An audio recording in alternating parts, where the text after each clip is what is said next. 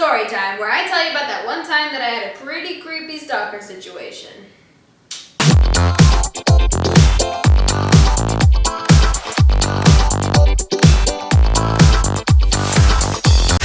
So let's get into it. For this story, I'm not going to name any specific names. We'll refer to the stalker guy as Jeff. So basically, I was in middle school. Life was cool. When I was in PE class, I got partnered up to play badminton with this one kid named Jeff. I had never hung out with him before. I didn't really know him, but it was fine. So we kind of got along, and at the end of it, we exchanged numbers, and I was like, maybe he could be a good friend. Later on, I find out that he has like a really big crush on me. He would text me, and he would kind of text me a lot, and I didn't really know what to say. And then when I found out he had a really big crush on me, I wasn't interested in him in the same way, so we didn't really talk that much. But he would always text me. So he actually asked me out on a date, and I told him, I'm sorry, I don't feel the same feelings, but we can be friends. But let's also remember that I was in middle school. I didn't want boyfriends at that time. I was just like, I'm just having fun, having friends. I don't need a guy right now. And then he kept asking me on these dates, and I kept telling him, I don't feel that way. And then he got really upset with me because I kept saying no. So he was like, why do you keep saying no? I've asked you so many times to go out with me. You should just go out with me, just go out with me. And he was actually really angry on his text messages. And so now I was like, okay, this is really crazy. One day he asked me on text to be his girlfriend. And I told him, I don't feel those same feelings. And then he got really mad. He called me the B word. He was just pissed off in his text messages saying that I'm just like the worst and that how could I do that. This moment in time when this happened, I was with my friends. So in my group of friends, I had 3 really close guy friends. Like they were like brothers to me, so they were actually like really protective of me. And I told them, I just looked at them and I was like, look, this is what Jeff is sending me. Then my guy friends got super upset at Jeff for being angry with me and being rude and saying all these rude things to me. They're like, give me your phone. They called him and they're like, hey man, you gotta stop because you're being ridiculous. And so then Jeff got really mad that they were like pissed at him for the things he's been doing. So he threatened one of my guy friend's girlfriends. He was like, I'm gonna find her and I'm gonna break her legs. So now my other guy friend is super pissed even more. And then all 3 of my guy friends are just going at him like, listen, you have to leave Rochelle alone. She's not interested in you. You just need to accept it and move on. And Jeff started telling them that I was like a slut. I was this horrible person, which pissed them off even further. And by the way, keep in mind, I had not even had my first boyfriend or my first kiss. Like I was completely this young, innocent girl. He just was coming up with anything to just hurt me. And finally, after all this going back and forth, it finally settled on, all right, you know what? Let's meet outside the cafeteria tomorrow at school and we're gonna settle this like men. Like they were gonna get into a legitimate fist fight.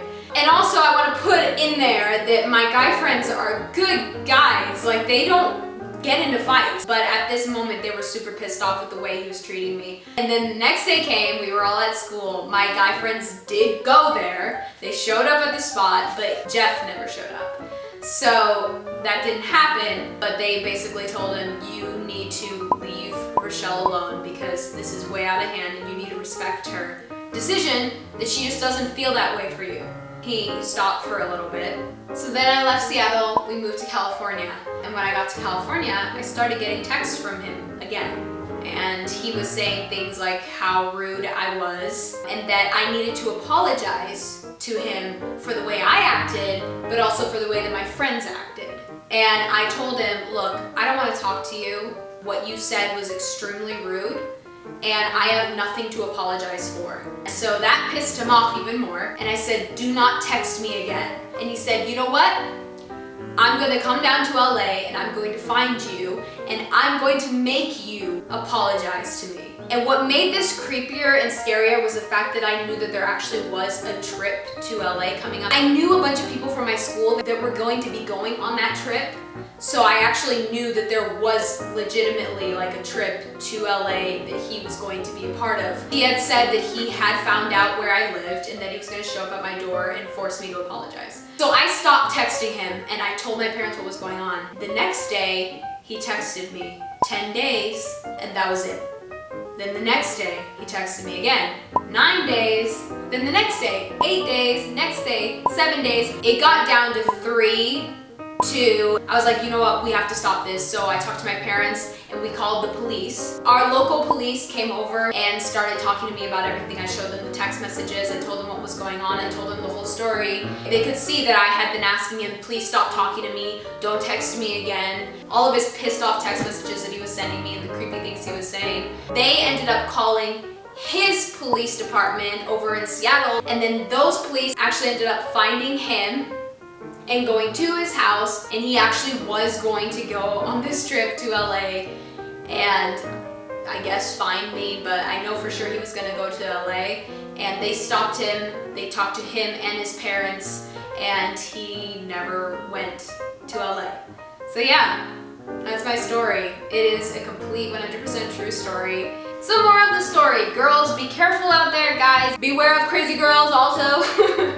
Let's just all live a happy, peaceful life. Sounds good to me. Guys, don't be shy. Go ahead and subscribe. It's no big deal. And when you do subscribe, go ahead and click that little gear button and check the box that says send me all notifications for this channel. That's the only way you're gonna get notified. And if you are on a mobile device, some of you might see a little bell. Click that and it does the same thing. And here is an important thing that you got focused right now. And remember, my album is coming out and my single is coming out before the album releases. And I'm actually going into the studio this coming weekend to make sure I do the final mix on that single. And it's amazing. I'm so stoked for you guys to hear it. Remember that, ingrain it in your mind, and I'll probably say it a billion more times. I hope you guys have a wonderful day. Don't forget to follow those social media links at the end of the video, and I will catch you next time. Bye!